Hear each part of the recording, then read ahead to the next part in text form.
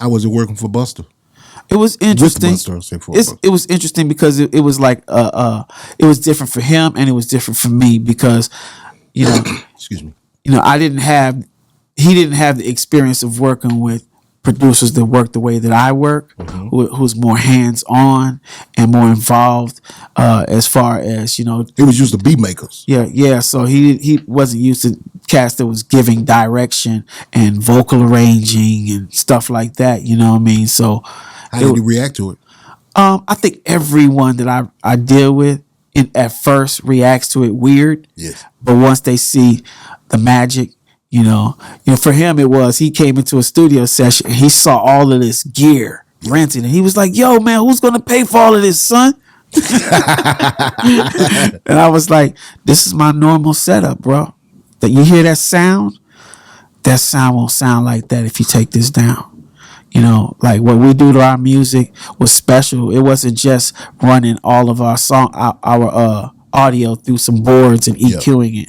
We had speakers in live rooms. We was miking the speaker with a wah-wah sound that I played from a keyboard with a wah-wah pedal to give it more of the sound, and then sending it to a Marshall stacked amp in a live room, miking it, sending it back through the console and giving it energy. Yes. Giving it something real and human like, so it didn't sound like like it was a sample or just a keyboard. We made it sound like maybe Jimi Hendrix came to the damn studio. Gotcha. Maybe someone who was a little bit more. I played the bass line from beginning to end, so if you listen to the song, you'll see the movement of the song doesn't have the same feeling throughout the whole thing. Because it wasn't a loop. It wasn't a loop. I was really, really giving it real live musicality. So that's pretty much that was the excitement. But the crazy thing is that we recorded the vocals for let me tell the story because this is so important to the Busta and Janet situation. Come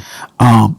Busta, I was in the studio working with Keith Crouch. Shout out to Keith Crouch, who produced all of Brandy's hits for her first album. And Keith Crouch is a genius. But Keith and me and Link was doing a session with Keith Crouch, just writing for an artist, up and coming artist that he was going to be working with. And Busta came into the same studio because him and Keith were trying to, create demos to present to Janet Jackson. So when she got my when they had went through like 2 or 3 songs and she wasn't really vibing with them, you know what I mean? She's like, it's not the direction she wanted to go, and they kept coming back to the drawing board. And so Keith gave me his blessing and he said, "Man, Delite, you should try to submit one." I was like, "Really?" I said, "Man, thanks, man. That'd be awesome." And Busta Rhymes was like, "Man, yo, you the kid who did the Gerald Levert shit, right?" He says, "Man, I like the remix version that you did. The why did you have to go and take my bands?" Yeah. Both of them. And he heard that opera stuff, and it really, really made him like that.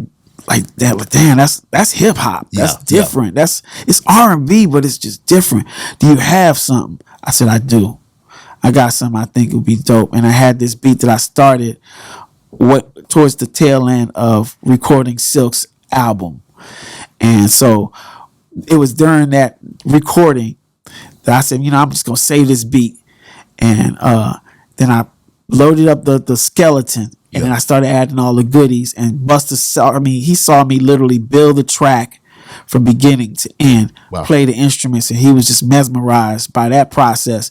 And then my co-writer Antoinette Roberson came through, and we, sung the hook, wrote the hook, sung the hook, and all we had was the hook and the beat, and that's what we sent to Janet. Janet heard it and said, "Let's go." Let's go. And I was like, "Let's go." You know what I'm saying? Let's go. Let's ride with this. Let's go. So she was doing the Velvet Rope tour during that moment in time. So we had to fly all the way to Nashville, Tennessee, to their Nashville, Tennessee. What's the name of the House of Blues? The House of Blues studio. They have a studio there, the House of Blues studio in Nashville, Tennessee.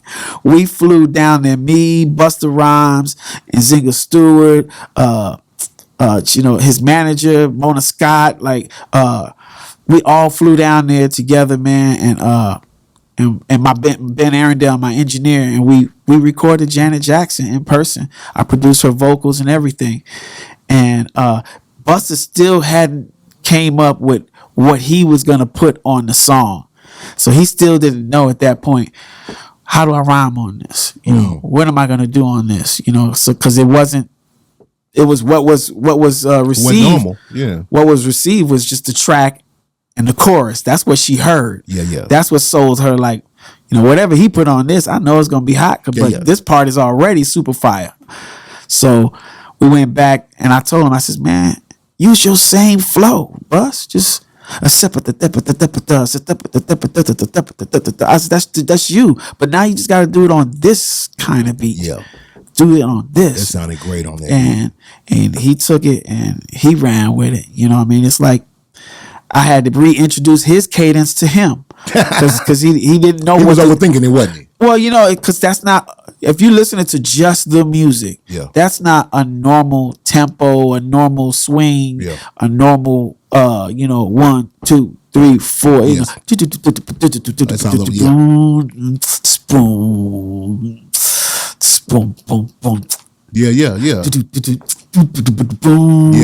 Spoon. You know, it's just different. It flows different. It's not like the normal shit that you normally get. So for him, it was like, damn. I was like, shit is spaced out. Yeah. It's ill. I gotta figure out how to get. And I showed him, and he was like, damn, this is what I already do. Yeah, nigga, just what you do. Just do That's it what on people want to this. hear anyway. Just do it on this. This is just another one. You got your put my hands where your eyes can see. Yeah. You got your hoo-ha. Got you all in check. Shout out to my man, Rashad Ringo Starr from Tumbling Dice, who produced that. One of my good partners.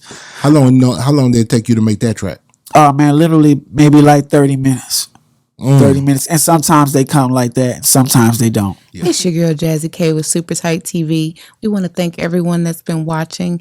Hey, if you do us a favor and hit that subscribe button, also press the notification bell so you can be notified every time we drop a new video. No, I'ma get some game tuned in with Super Tight. Yeah, I get the low from Big Bobo from the front seat, not no photos.